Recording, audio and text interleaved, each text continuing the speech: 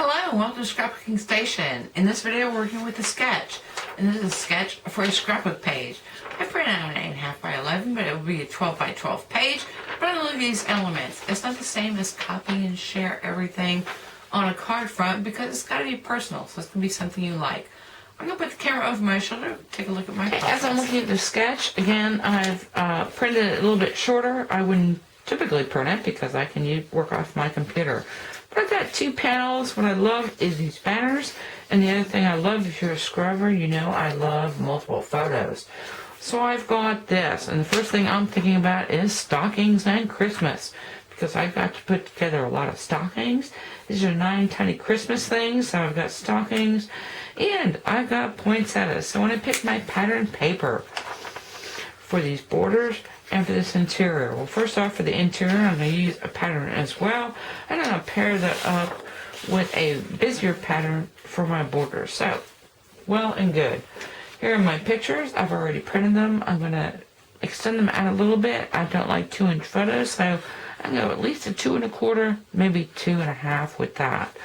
So, let me get busy with this. The other thing I wanted to show you are there is an edging here, so I'm probably going to use a pattern paper, and for my banners I need to hang them, so either I hang them on a strip of ribbon, but I think I'm going to use this other pattern paper, or this last pattern paper, cut this out and crimp it to roll it, because nice gentle curve. So let me get back with these pieces and I'll see you in a bit. To begin with, I know that I've got paper here. I'm going to use paper here and paper here as well. And so, you know, I don't like to layer anything if I don't have to. So I've cut these. Well, first off, I cut a 12 by 12 of dunnage. So this is shipping material, 12 by 12, so I can attach, first off, my edges. So I've got these pretty patterns on both sides. And I'm going to attach this. The other thing I'm going to do is create an edging. And I'm going to do that with a lacy border. So I'm going to cut that out of a coordinating red. And that's going to go into both of these edges because, for the most part, I'm not doing anything in these edges. So that's going to be really pretty. I'll be back with this assembled piece.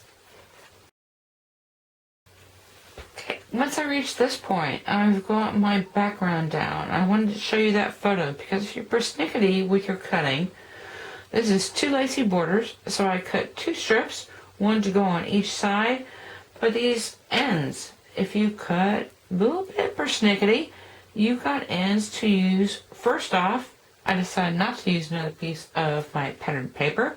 I just crimped it. So I've got that leftover piece and I've crimped it twice. So I'm only going to have 2 banners. I got to consider what I'm going to have hanging here. What I'm going to have hanging here. I know I have to have titles. You know what? I want to mat these as well. So I'm going to use my Garden Green. I'll start introducing some solids.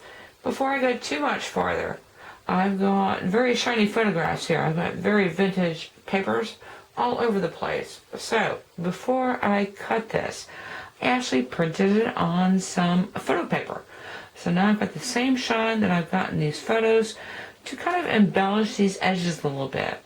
So let me put this all together and take a look.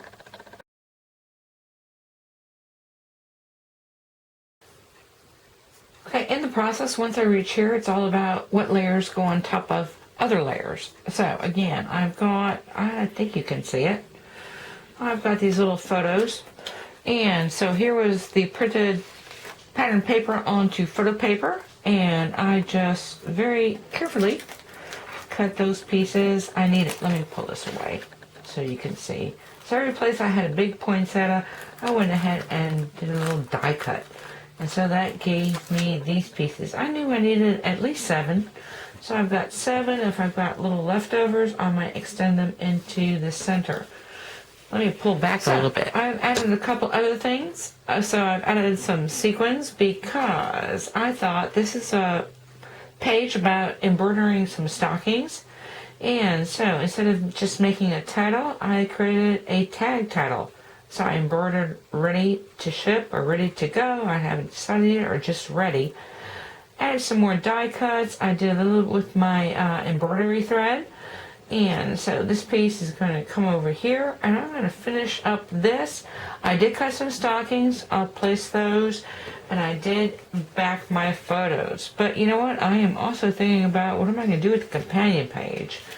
And so, fortunately, this paper also has another pattern in different colors. I love that when they do that. So you've got two patterns in two different colors.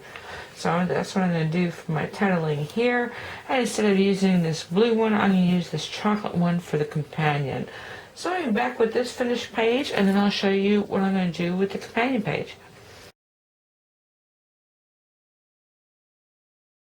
So here's the finished project. I think I did this sketch justice. Like I said, I added some of these stockings. So I've got stockings in different patterns, the shadow, and then the inside die cut. Strung those, went ahead and actually on this side, this is vellum that I copied from the chocolate, same pattern as this one, and then just flipped it over so you could see my journaling a little bit. Anyway, tags done. I've got a couple more sequins on here, tied that off, and then I had some of these leftover pieces. I cut 12-inch and crimped them, and so I had a couple others to stick here and here. Really pretty. So let's reveal the companion. Actually, this page ended up being the companion. So this is going to be my title page. So all I've done is again taken that same pattern in a different color and used that for this background. I have one strip, these little edges. Remember the edges from these lacy borders? I used them on this page. Let me see if you can see what I'm talking about. Yes. And then for my stockings, well, first off, I've got a great title and have another strip here. Just kind of, actually I made this one separate. Matted these. Very busy layout, but you know what? I put a couple more die cuts because this is about taking photographs of my stockings on my Etsy site. I will leave you with photographs of these two pages, and I also wanted to talk about what was used because I am really bad about that. So, strip die, letters. I always buy letters. I can't get them from Stampin' Up! Anymore, and I don't see them on Paper Wishes. So I troll around Amazon, and these are Jim Holtz alterations. This is Once Upon a Time. I use those little sticky letters. Of course, my Sizzix dies. These can cut through anything. So my photo frame. Stampin' Up's got a couple of these, but they're more construction, and I like using things that I can cut through many times that I need to cut through many times. Of course, the 9 Tiny Christmas Things. Love shadows. I think this is my second favorite. First is nested framelits, always useful, but these are also going to be very useful. So if you not see negative space, I can see cutting that and putting the centerpiece into the interior. But also you've got stars, you've got gift packages, which you can use Christmas congratulations. So I always love a set that will do that. Of course, 2 lacy borders, always a favorite. I did add a couple of my dazzles. These are dazzle stickers from Paper Wishes, and they're the poinsettias. They come in white, and they come in red, and they've got green leaves. But I think the star of the show is my pattern papers. This one is called Vintage Christmas, and it's single-sided, but it has 6 patterns like so. So that was the majority of it. You know what? I paired it up with another set. This is Winter Garden. This is double-sided, so I had plenty to choose from. And so that's what I did for my stockings and my companion page.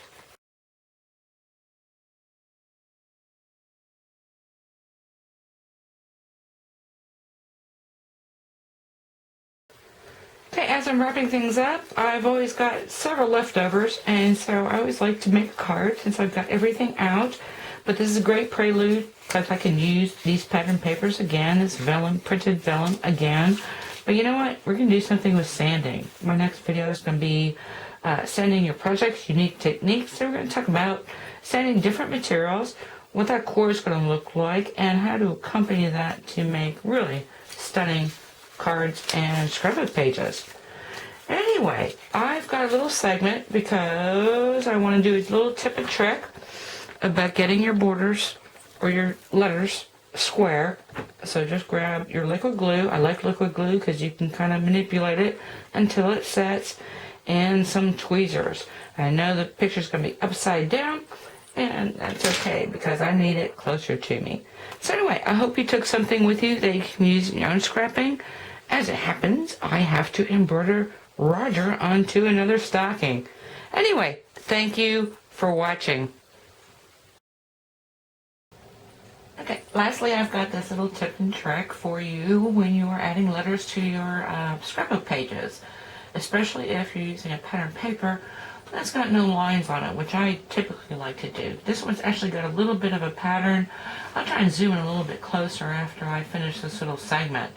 But I like to start from the outside, so I've got my S's down, I've got my T, I've got my O, and I keep shifting these as I'm moving along my ruler.